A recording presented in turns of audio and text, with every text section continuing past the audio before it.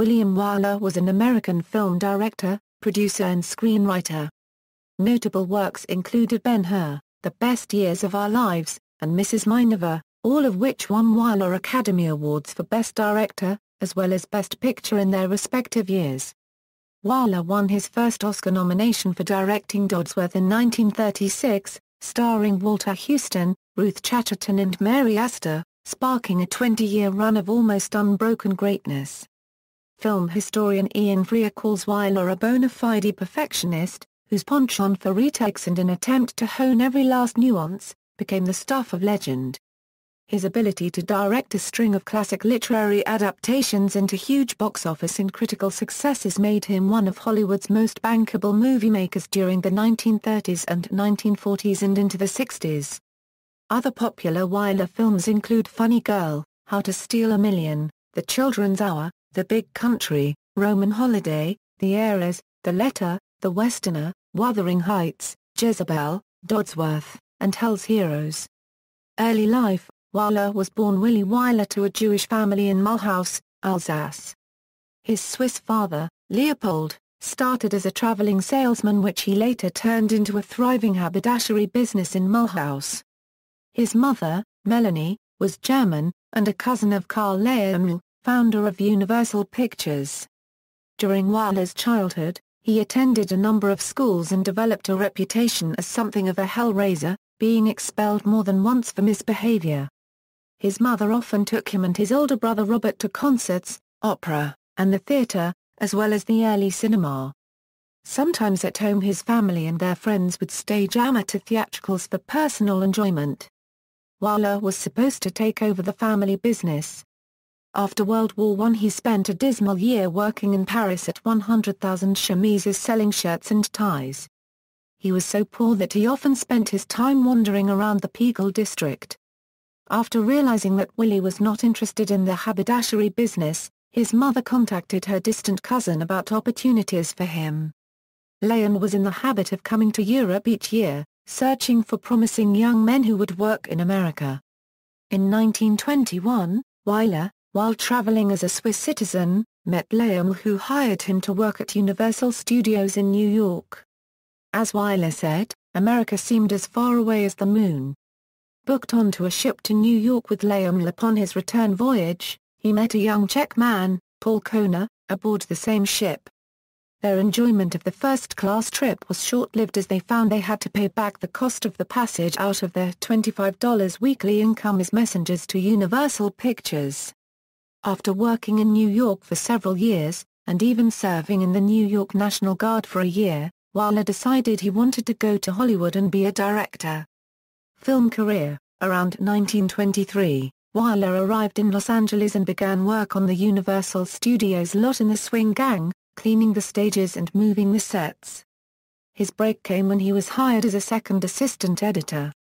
His work ethic was uneven, with Irving Thalberg nicknaming him Worthless Willie. After some ups and downs, he focused on becoming a director.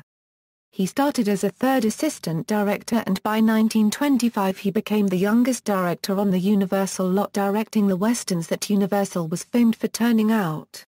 In 1928, he became a naturalized United States citizen. He directed his first non-western, The Lost Anybody Here Seen Kelly, in 1928. This was followed by his first talkie films, The Shakedown and The Love Trap. He proved himself an able craftsman, and in the early 1930s began directing such films as Hell's Heroes, Tom Brown of Culver, and The Good Fairy.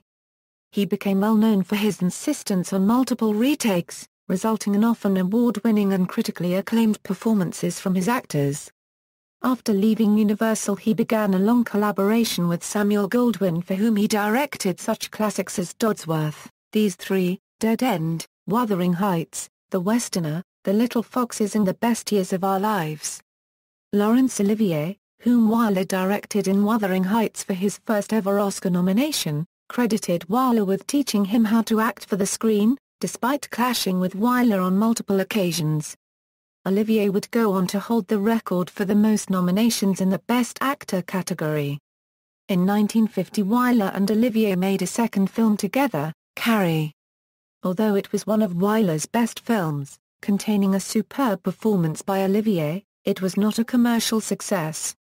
Bette Davis received 3 Oscar nominations for her screen work under Wyler, and won her second Oscar for her performance in Wyler's 1938 film Jezebel. Charlton Heston won his only nomination and Best Actor Oscar for his work in Wyler's 1959 Ben-Hur. Barbra Streisand won 1968's Best Actress Oscar as entertainer Fanny Bryson's Streisand's debut film, Funny Girl. Audrey Hepburn won an Oscar in her debut performance in Roman Holiday. 13 actors won Oscars under Wyler's direction. In 1941, Wyler directed Mrs. Miniver, a story of a middle-class English family adjusting to the war in Europe. Mrs. Miniver won Wyler his first Academy Award for Best Director, as well as another 5 Oscars. A perfectionist, Wyler earned the nickname 90-take Wyler.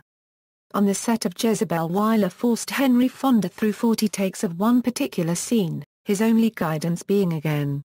After each take. When Fonda asked for more direction, Wyler responded, "It stinks." Similarly, when Charlton Heston quizzed the director about the supposed shortcomings of his performance in Ben-Hur, Wyler dismissed his concerns with "be better." World War II. Between 1942 and 1945, Wyler, who became a United States citizen in 1928, served as a major in the United States Army Air Forces and directed 3 documentaries, The Memphis Belle, A Story of a Flying Fortress, The Story of a Boeing B-17 and its U.S. Army Air Force Crew, Thunderbolt.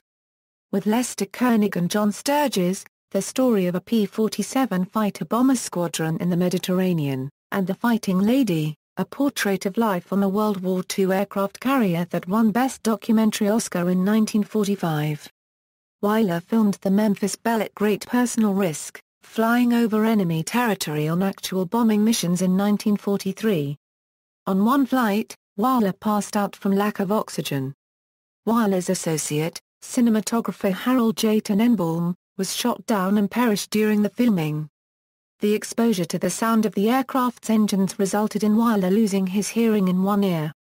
Wyler also directed a film which captured the mood of the nation as it turned to peace after the war, The Best Years of Our Lives.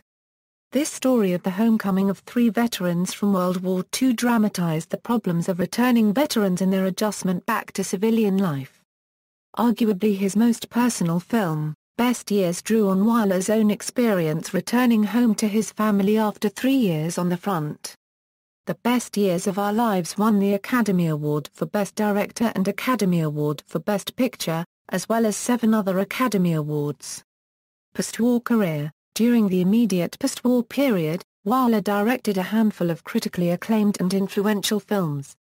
In 1949, he directed the Heiress, which earned Olivia de Havilland her second Oscar and garnered additional Oscars for Best Art Direction, Best Costume Design, and Best Music. Roman Holiday introduced Audrey Hepburn to American audiences and led to Oscars for Best Actress, Costume Design, and Best Writing. Friendly Persuasion was awarded the Palme d'Or at the Cannes Film Festival. In 1959, Wyler directed Ben-Hur, which won 11 Oscars. Wyler won his 3rd Academy Award for Best Director for Ben-Hur. Wyler's films garnered more awards for participating artists and actors than any other director in the history of Hollywood. He received 12 Oscar nominations for Best Director in total, while dozens of his collaborators and actors won Oscars or were nominated. In 1965, Wyler won the Irving Thalberg Award for Career Achievement. 11 years later, he received the American Film Institute Life Achievement Award.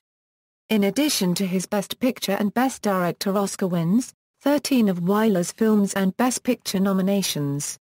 Other late Wyler films include The Children's Hour, The Collector, Funny Girl, and his final film, The Liberation of L.B. Jones.